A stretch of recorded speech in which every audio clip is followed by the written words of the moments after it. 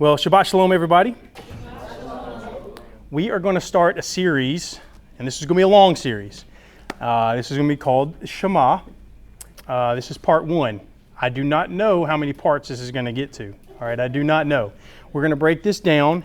A lot of people have came to me and they said, hey, I was actually going to title this the Shema and the Weird Things We Do. That's what I was going to title it, but some people are like, it might be a little too much. It might be. But a lot of people say, well, why do you do the things you do? What's going on with all the weird stuff you got going on and the lifestyle you live and things like that? And I go, well, it's weird to you, but the thing is they're the traditions and not just the traditions, but the way that things are done predate even the modern day church. So technically, it's been around for thousands of years. And if it's a tradition, I always ask myself growing up, I said, if it's a tradition, why do we do these traditions? And if they just said, oh, we just do them, I'm like, it just really ain't good enough. I want to know why we're doing certain traditions. I want to know what it's back to, good or bad, and that's fine. So through this series, we might take some breaks in the series and stuff doing it, but I'm getting a lot of good emails, a lot of good responses from everybody that says, hey, I just want to know some more of the details about why certain things are done certain ways. And I was like, that's actually a good question. So this will help. I'm really hoping that this is going to help people with their families as they're teaching and raising their children up to say, hey, this is why we do these certain things. This is why this goes on. So that way it just brings more of a clarity to everything. We're going to start off with Shema. The word Shema, this is a good sight word for everybody that's in the Hebrew class. The word Shema means to hear. A lot of people say, well, it's always translated as hear, but it means hear with the intent of obeying. I was at a church one time doing a presentation, and the drummer, before we got started, we were talking about things, and we were just discussing the lesson, going over things. And I said, well, hearing with the intent of obeying. He said, well, that's like a commandment. Bingo, you got it. So I was like, man, you're on top of this. And he was like, no, it was really good. So to hear with the intent of obeying. When we look at it, it's in Deuteronomy chapter 6, verse 4. That's my jersey I was telling you about. Davarim 6:4.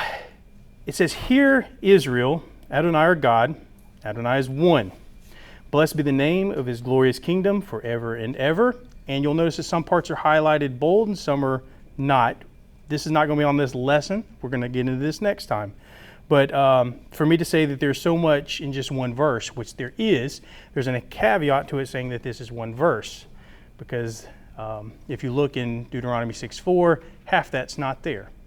But that's going to be for another lesson. We'll get into that. It goes on to say from Deuteronomy 6:5 through 9, and you are to love Adonai your God with all your heart, with all your being, and all your resources. These words which I am ordering you today are to be on your heart, and you are to teach them carefully to your children. You are to talk about them when you sit at home, when you travel on the road, when you lie down, and when you get up. Tie them to your hand as a sign and put them on the front of a headband around your forehead, and write them on the door frames of your house and on your gates. Okay. So I want to read you guys an article. I'm going through this, and when I'm doing these, I want to say there's a lot of things that I can talk about, but I want to share the things that I should be talking about, things that God has really put on my heart to share. And I thought more of, anytime we get into a series, I like to keep it very simple on the first one, to keep it more of an introduction level, and to give you an explanation of why we're getting into it, the things about it. So one of these things, I got it over here. It's a little article that I was reading, and I've read this article once before, and I thought, this would be a good time to read this. So there's this website, right, and it just basically says that they do an article on Holocaust surviving stuff and things that it went through during the Holocaust times. There's an article talking about the orphans in the Shema, and it was written by this rabbi, and I'm going to read you this article.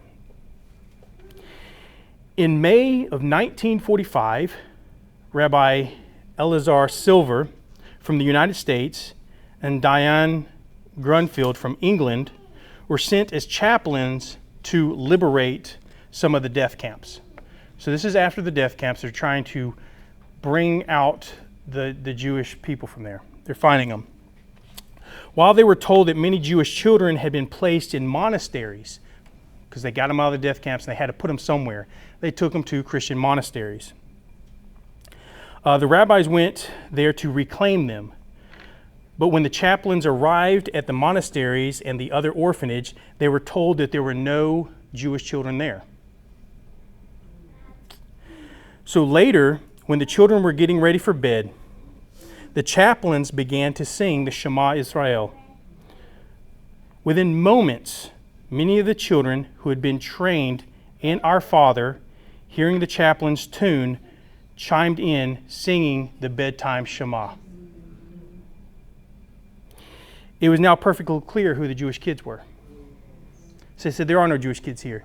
And when they started singing the Shema, they started singing along with them. And I'm like, there they are. And if you ever notice, and it doesn't say this in the article, but if you ever sing the Shema around children that know the Shema, first thing they do is they cover their face. It's out of respect. So they say Shema Israel, and they cover their face, and they'll sing along with it. So they say, as soon as they start singing the Shema, they go, that's one of ours, that's one of ours. And they said, you lied to us. Give us our children. So they knew who the Jewish children were. As miraculous as that event was, a similar miraculous event occurred some 60 years later. Now this article has two parts to it. The writer here was, I was a chaplain in a particular secular nursing home, and I was visiting a Jewish resident who was anxious and concerned, anticipating a forthcoming meeting with a social worker. Before she left her meeting, she and I did what we usually do. I would say basically she would say a prayer, and then she would sing one of the songs that she knew. She would sing the Shema. It was just the two ladies that worked there, and they would sing the Shema. She leaves the room, and I follow, but her roommate stops me. I had noticed that above the bed of the resident hangs a cross, and that she has a Bible on her nightstand. And as a chaplain, I am perfectly comfortable supporting anyone in any backgrounds, so I didn't give a thought when she asked me to go over to her. I introduced myself and to clear up any questions regarding my faith. She introduced herself as a rabbi. She responded in her very European accent, whether it be Russian or German. She had no idea. What she shared with me brought me to tears. She tells me that when she heard her roommate singing that song, it stirred memories in her which she had not recalled in over 60 years. The tune and the words were familiar to her, but she didn't know why. As we spoke, I encouraged her to think back and recall why she knew that song.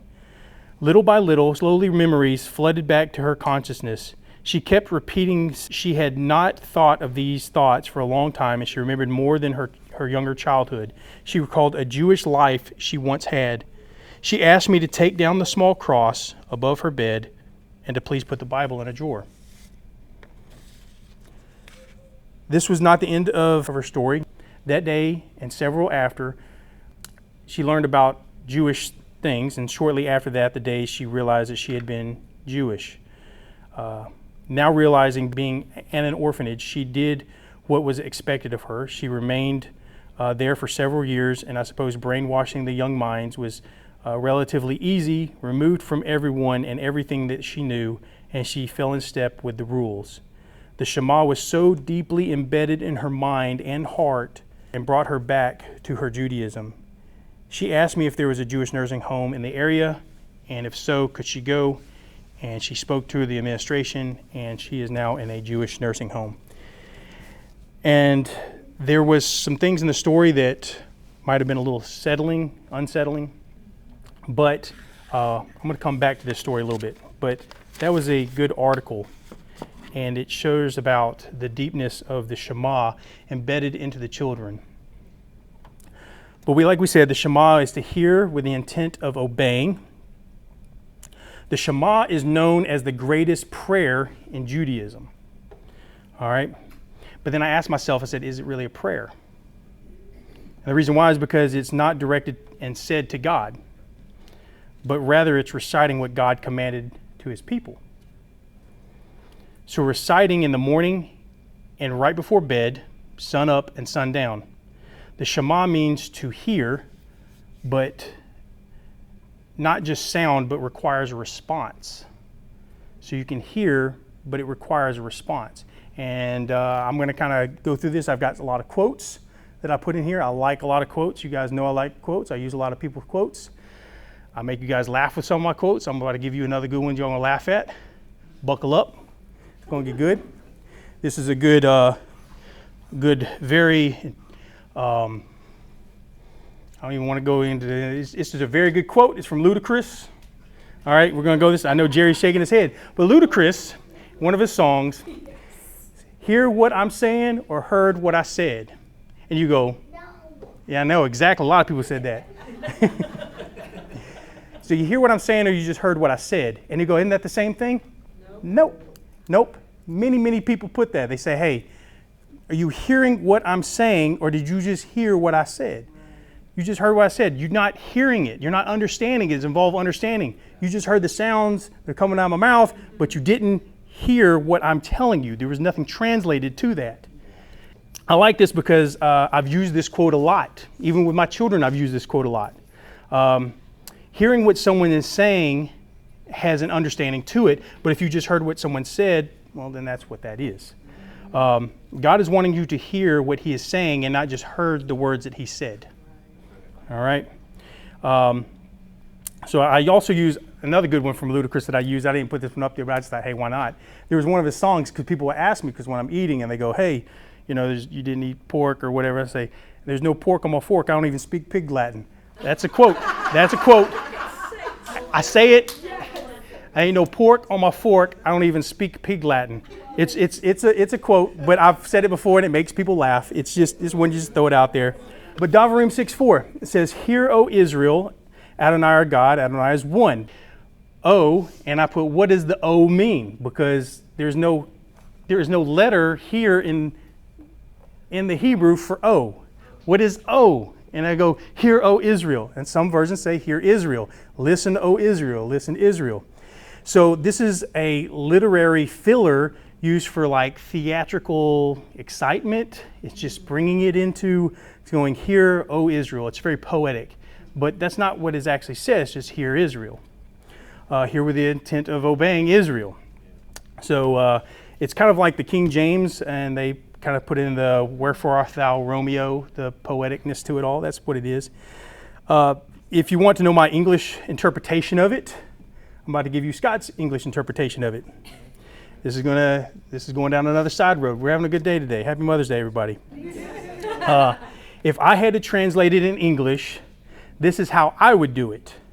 Now, I'm just going to ask you to hang in here for a minute, okay? We're going to use Chris Tucker real quick, all right? We're going to use Chris Tucker, and we're going to use his voice, but he's basically saying, Israel, do you hear the words that are coming out of my mouth? That would be the English translation that I would probably use, is, do you hear the words that are coming out of my mouth? All right? That's pretty much how I would take that. Hear, O Israel. And he goes, yeah, here, Israel, do you hear the words that are coming out of my mouth? That's what I would do. That's my translation. That's how a Scott translation would probably said if I was translating it. But here, and like I said, this is going to be a multiple part series, okay? Because if you think about it, we just covered one word out of the Shema. We've been here so long, we've got one word down. We've got a lot more words to go, all right? The second word we're going to look at is Israel. What is Israel? And if you Google that right now, in the day and age we're living in, you're going to be there for a minute, all right? So what is Israel? Who is Israel? And I was like, man, I can go down so many roads. I can debate and I didn't want to do that. I was like, I want to keep it simple. This is going to, that's just, it's a waste of my time to go down roads and argue with people that I don't need to be arguing with. I don't want to do that. So I want to look at it this way. When this is said, I want to know, who is God talking to? Who is God talking to? Like I said, this can get in the weeds real thick, and I don't want to go down that road. I want to make it easy. But Israel is a people. Let's just be clear. Israel is a people. It is a geographical location and a place. And if I say geographically speaking, where are you located? They'd be like Israel. It has a geographical place. It is also a kingdom. It has a governing body with a ruler who represents as Israel. It's literally a triune entity. It has people, it's a place, it's a kingdom, and it's all represented and said throughout Scripture, a people, a place, and a governing body, almost a spirit. But about the people of Israel, I want to look at this in Exodus. The people of Israel traveled from Ramesses to Sukkot, some 600,000 men on foot, not counting children. A mixed crowd also went up with them, as well as the livestock in large numbers, both flocks and herds. The part I want you to see there is a mixed crowd also went up with them. So when after leaving Egypt, there was also a mixed crowd also with them. I was listening to an older Jewish man, a non-believing old Jewish man. I call them pre-believers. I heard him ask a question to another Jewish man. I was eavesdropping, not going to lie, I was eavesdropping, and it was good. It was a good conversation. He said, who was considered the children of God? And they were actually having a little debate. This happened right here in Huntsville. We were out in a little place, and they were just talking about some things. He said, who was considered the children of God? And this Jewish man's answer, this older Jewish man, answered with probably the best answer that anybody on YouTube could have ever said. But he said, whoever showed up at the bottom of Mount Sinai. In other words, whoever came when he called. Yes. I was like, wow, I wish you could speak to the people in the world with this one. He said, whoever showed up at the bottom of Mount Sinai, that was his children. Those were his people. I said, man, that was great. 10 seconds maybe, and he could have shut down hours and days worth of YouTube watching on that one. So in Romans it says, now the challah offered as first fruits is holy. This is the bread. So is the whole loaf. And if the root is holy, so are the branches. But if some of the branches were broken off and you, a wild olive, were grafted in among them and have become equal shares in the rich root of the olive tree, then don't boast if you were better than the branches. However, if you do boast, remember that you are not supporting the root. The root is actually supporting you. Somehow this gets skipped over a lot. I don't know why it does. The believing Gentiles were grafted into the family by their faith, by the trust. Gentiles did not replace Israel. The tree and the root were still there. You didn't dig the root up and plant the wild olive branch into the ground.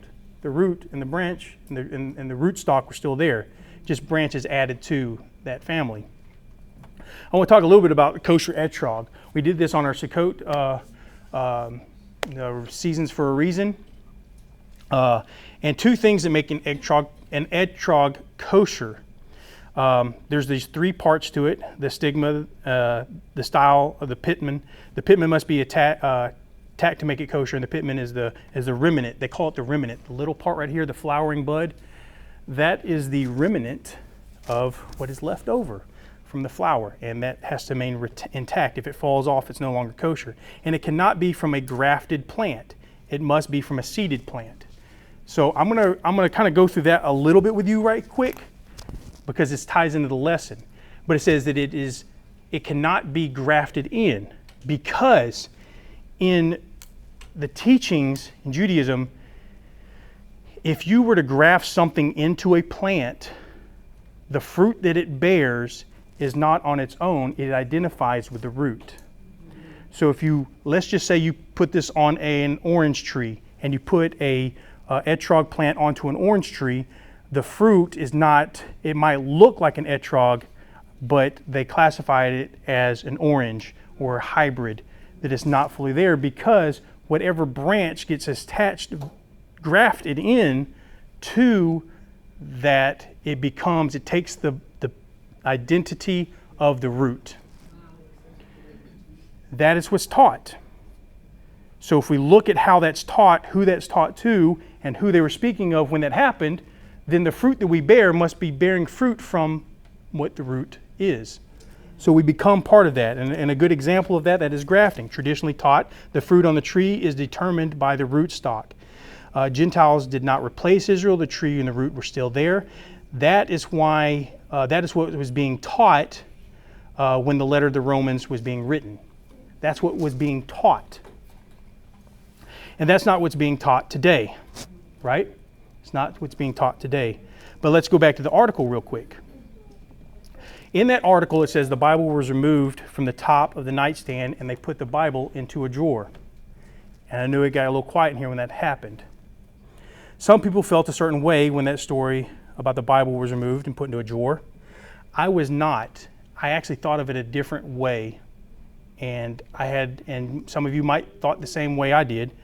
But I believe the Bible that was in the drawer, the one that they put in the drawer, was getting the same use as if it was on the nightstand. That's where my brain went. I don't believe that she was reading it nor studying it. Because I don't even think she was getting taught it. I think she was getting taught traditions. And that Bible sitting on the nightstand was getting just as much use on the nightstand as it was in the drawer. Because if she had read it, and if she was studying it, and if she was taught it, she would most definitely come across a verse like this.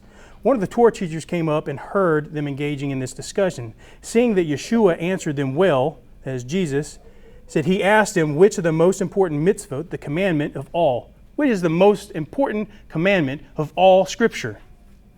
And he said, Shema Yisrael Adonai Eloheinu Adonai Echad Baruch Shem Kavod Mahuto Le'olam Vayed. That's probably what he would have said, because that would have been the response after that. And it says that, Hear, O Israel, the Lord our God, the Lord is one. And you are to love Adonai your God with all your heart, with all your soul, and with all your understanding, and with all your strength. This second is, you are to love your neighbor as yourself. V'ahavta l'roka kamoka. And there is no other mitzvah greater than these. Yeshua was quoting the Shema from Deuteronomy 6:4. The Shema here with the intent of obeying. It's funny how the greatest commandment in Christianity is the greatest verse and prayer in Judaism.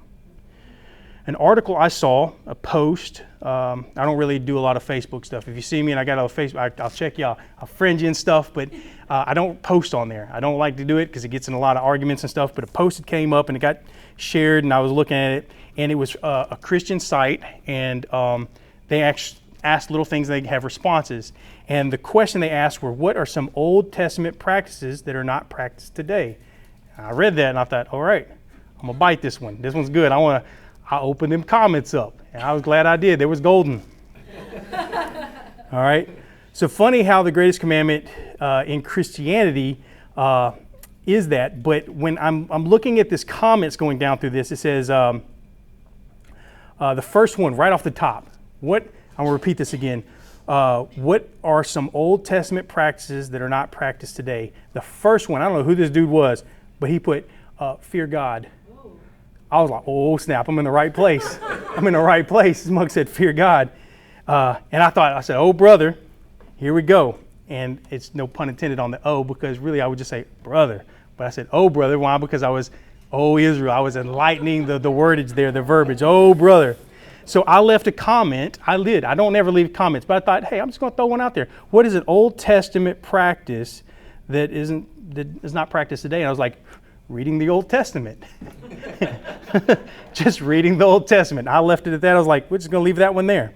But it is funny how the greatest commandment in Christianity is the greatest verse and prayer in Judaism. I also find it interesting that over 90 to 95% of Christians can't even quote the greatest commandment. But Jewish children have it embedded into their minds so that they can remember it even 50 years later, just by a melody with no English words, the Shema. And then I used to go around with a lot of guys back in the day. We used to go to seminars, and they would have youth seminars, things about discipleship training. You want to be a discipleship, the D groups and the discipleship training classes, and you go through them. They give you books and they show you how to do discipleship training.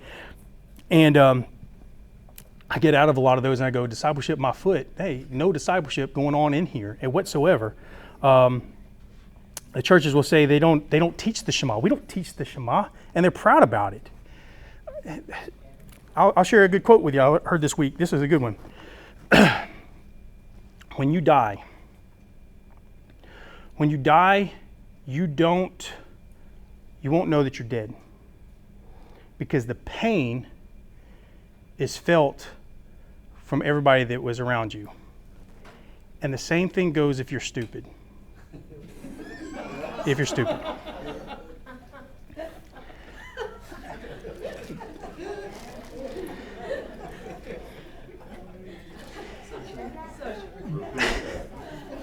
You want me to repeat it? I'll repeat it. Okay. When you die, you guys, oh brother, when you die, you won't know that you're dead, because the pain is felt by everybody that was around you. And it also goes as if you were stupid. Sometimes you're stupid, but you don't know it, but the pain is felt from everybody else around you. But is it really a prayer, the Shema? Because it's not directed or said to God, but rather it is reciting what God commanded of his people.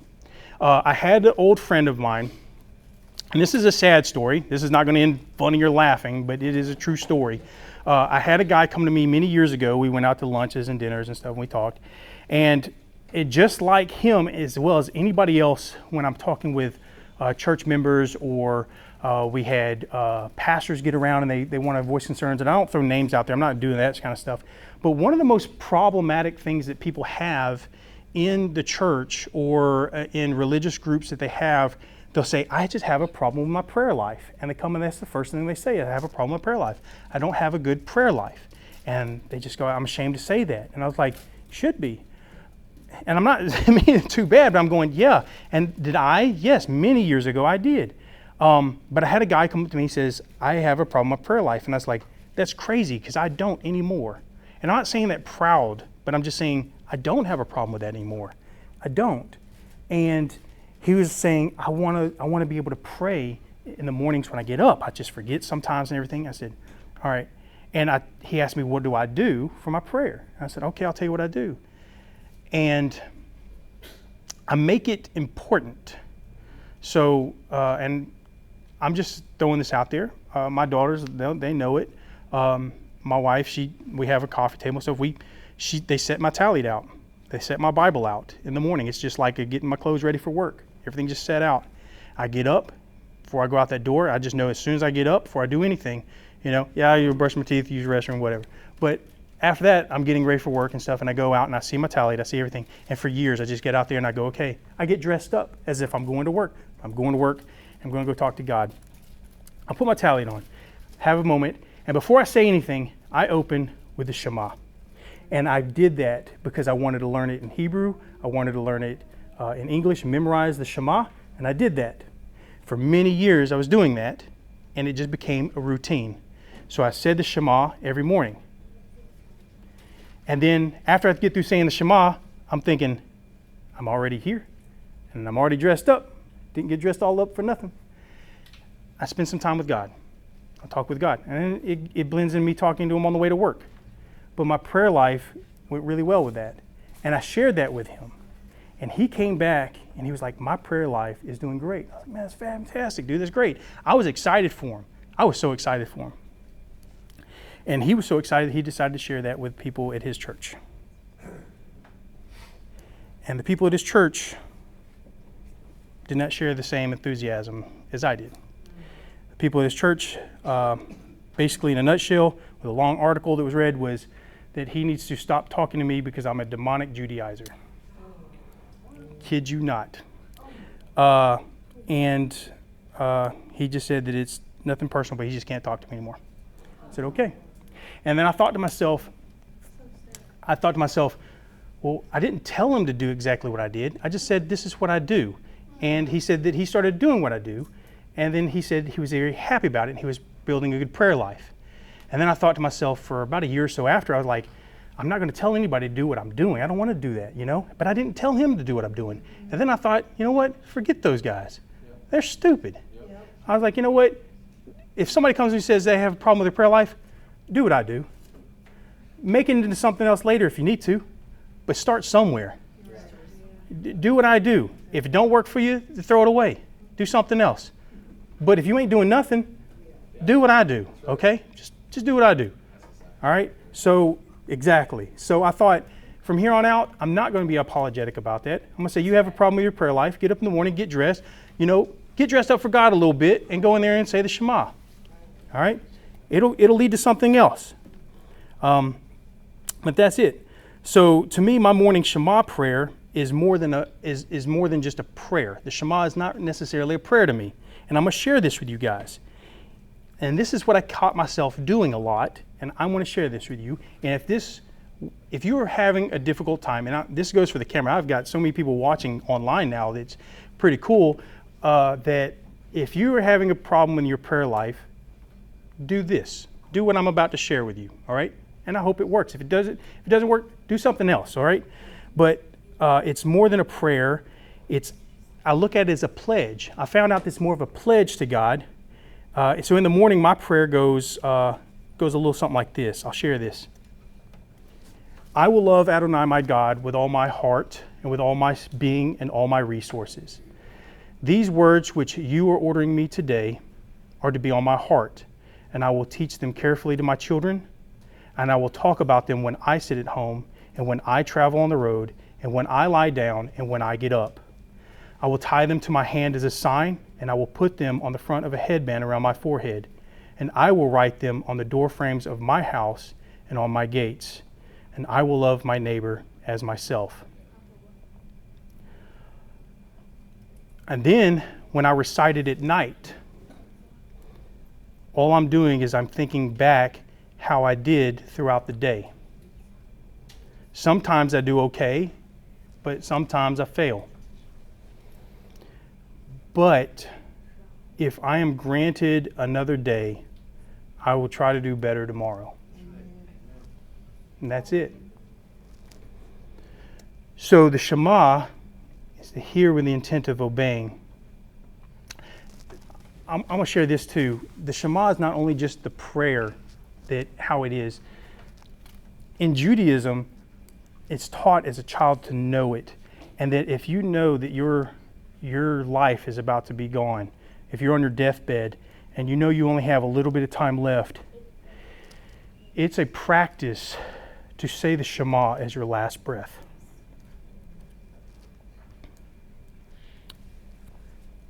So if you go into it thinking that my life is near the end and the Shema is on your mind, you will reflect back on your life and you think to yourself, how did I do in my life?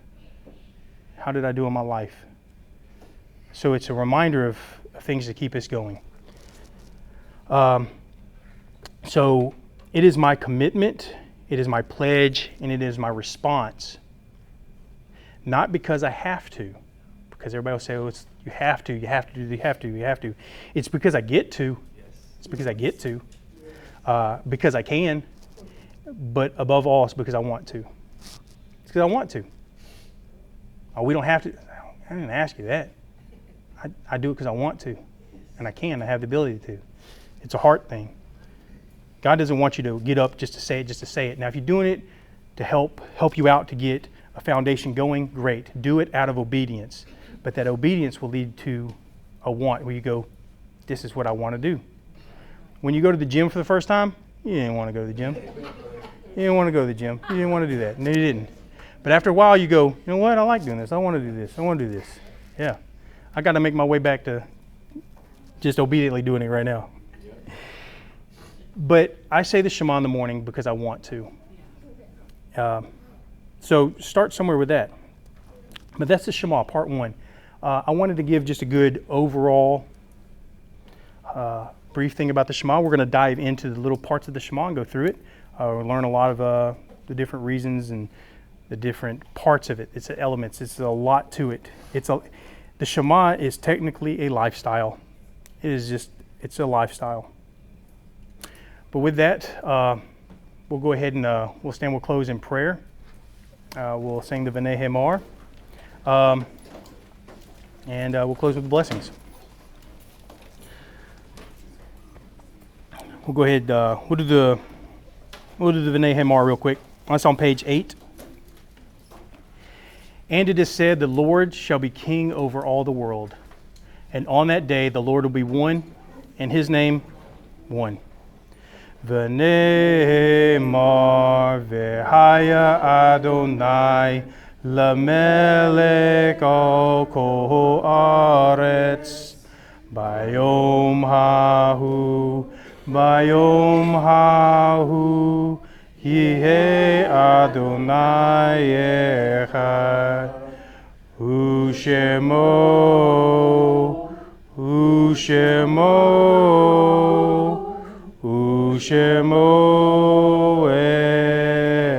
echad. God, we want to say thank you again for this day. Thank you for this time that we get to fellowship and just, it's not that we have to, but we want to. We want to be here. We show up and we just spend time with each other and family. No matter how far we are geographically, we're family, and we're family because of you. We're family because you made it possible through the Messiah. I just want to pray for the people who did not show today that wanted to be here. Pray they're having good, safe travels. They're my family, they're my friends, and I miss them today, and I just pray that everything's going well with them. Pray for everybody here today as we go through the Shema and just hearing your words, that we actually hear the words that are coming out of your mouth. We laugh about things, we cut up, but we have a good time. This is family, and just thinking of family even for like a Mother's Day. This is great that we have a God that just cares about us, that interacts in our life, and we want to lift you up for that today. Blessed be your name. Thank you for the Messiah. We longingly await his return. Yes. And in Yeshua's name we pray. Amen. Amen. May Adonai bless you and keep you. May Adonai make his face shine on you and show you his favor. May Adonai look upon you and give you peace. Yevarecha Adonai v'yishmerecha. Adonai pano v'lecha v'hunecha. Isa Adonai pano v'lecha v'asembleho. Shalom. Shabbat shalom, everybody. Glad you guys came out. Good.